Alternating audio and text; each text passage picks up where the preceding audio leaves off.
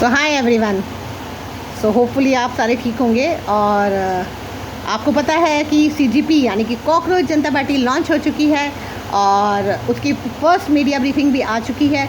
और मैंने सोचा क्यों ना मैं आपके इनके जो 3 स्पोक्स पर्सन जो अपॉइंट किए गए हैं यानी कि 3 कॉकरोच, उनके बारे में मैं आपको बता दूं। तो ये जो फर्स्ट नाम है सौरभ दास। तो सौरभ दास का कनेक्शन है उमर खालिद के साथ। तो उमर खालिद को कौन नहीं जानता। उमर खालिद वो है टुकड़े टुकड़े गैंग का एक सदस्य है और उसने एक नैरेटिव चलाया था कि कश्मीर ना पाकिस्तान का है ना इंडिया का है। और उसके हिसाब से राम मंदिर जो टूटा है उनको बहुत दुख हुआ।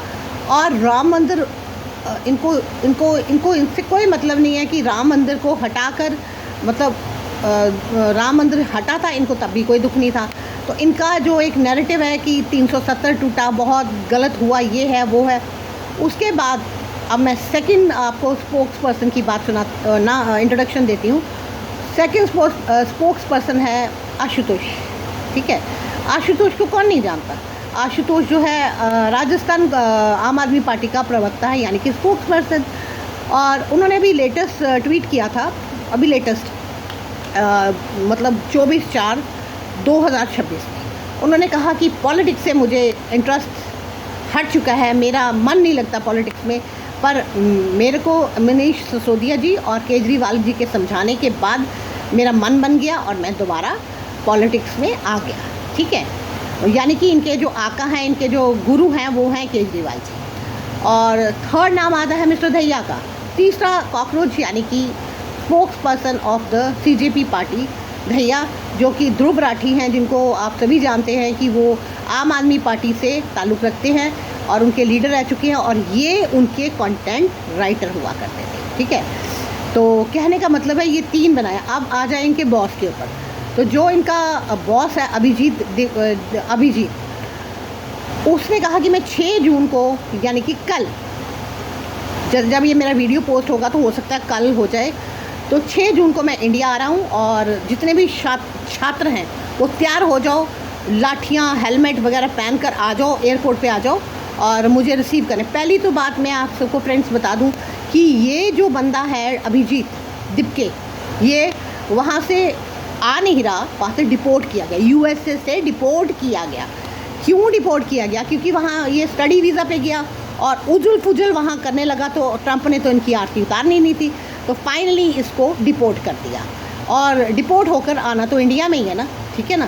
तो अब ये इंडिया आ रहा है और 6 जून को इसने ऐलान किया है कि सारे छात्र आ जाएं और लाठी डंडे हेलमेट आ जाएं और हम पुलिस स्टेशन जाएंगे और पुलिस स्टेशन जाकर हम लोग पीसफुली एक वो करेंगे, क्या प्रोटेस्ट करेंगे। और वहाँ पे जाके मतलब हम पीसफुली मतलब प्रोटेस्ट की परमिशन मांगेंगे पुलिस से। और अगर मतलब हम जंतर मंतर पे इन्होंने प्रोटेस्ट करना है। तो आप मुझे बताइए कि अभी 21 को जो हमारे छात्र हैं, जो नीट का पेपर कैंसिल हुआ था, उनका एग्ज़ाम है, वो ये तैयारी करेंगे या इसके उसमें जाएंगे, प्रोटेस्ट में जाएंगे। और आप जानते ही हैं कि जब प्रोटेस्ट होता है तो ज़्यादातर छात्र जो ही पकड़े जाते हैं और ये तो दुम दबा के बिल में घुस जाते हैं, तो उनका तो अपना कैरियर स्पॉइल तो करना नहीं है। अब आ जाते हैं सोनम वांगचुक पे।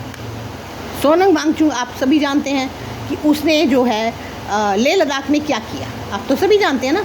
लेह लद्दाख में उसने जैन जी के वो जो है दंगे भड़काए और भड़काने के बाद जब फायरिंग हुई, लाठीचार्ज हुआ, तो पतली गली से वो जनाब जी निकल चुके थे। ठीक है, और मारे कौन गए? हमारे जैन जी, और वो इनकी टीम के एक वो बन गए हैं मेंबर। ठीक है, अब आ जाते हैं कि इनका जो मेन मोटिव है, ये तो सेकेंड वर्जन ऑफ द आम आदमी पार्टी है। ठीक है, अब मॉर्निंग में ये कॉन्फ्रेंस करते हैं, ठीक है, और रात को इनके आका यानी कि गुरु केजरीवाल जी करते हैं।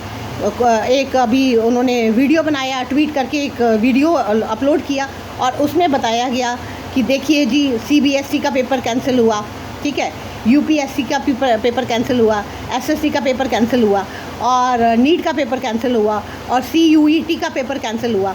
तो गवर्नमेंट पेपर करवाने में सक्षम नहीं रही है, तो अब हमें ज़रूरत है एक पढ़े लिखे प्राइम मिनिस्टर की, यानी कि खुद को फ्लॉन्ट कर रहे हैं, खुद को मतलब आगे प्रमोट कर रहे हैं, यानी कि इनके हिसाब से ये पढ़े लिखे प्राइम मिनिस्टर हैं और यही अब देश को गाइड करेंगे।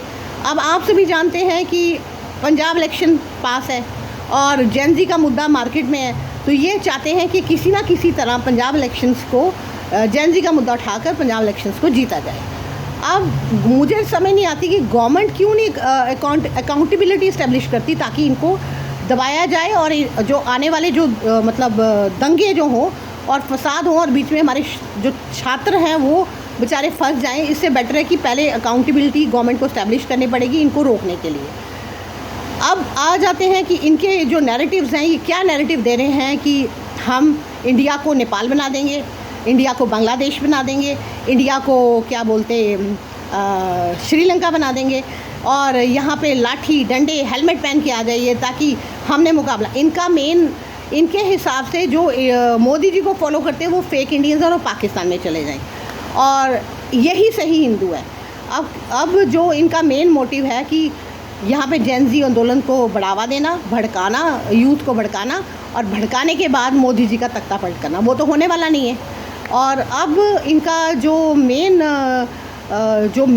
बॉस है वो है केजरीवाल, क्योंकि उसका तो फेलियर हो चुका आम आदमी पार्टी का। अब उसने सेकंड वर्जन ऑफ द आम आदमी पार्टी का सीपीजी बना दिया, मतलब यानी कॉकरोच जनता पार्टी को फ्लॉन्ट किया। अब ये तो ऑनलाइन है, जब ऑनलाइन ये अपना पेज चला रहे हैं, ऑनलाइन इसको इन्होंने अभी किया, जब ये एक्चुअल फील्ड में आएंगे तो तब पता चल जाएगा कौन इनके साथ है और कौन इनके साथ नहीं है। तो मेरा कहने का मतलब है ये खेला करना चाहते हैं मोदी जी का और इससे पहले ही इनका खेला हो जाएगा। और हमारा जेन ज़ी जो है इतना समझदार है, इतना वो बेला नहीं बैठा हुआ कि जो जैसे रिज़ल्ट उन्होंने देख लिया ना, और जो इनके साथ जुड़ रहे हैं वो सब कंट्रोवर्शियल है और अब यूथ को भी समझ आना शुरू हो गया है।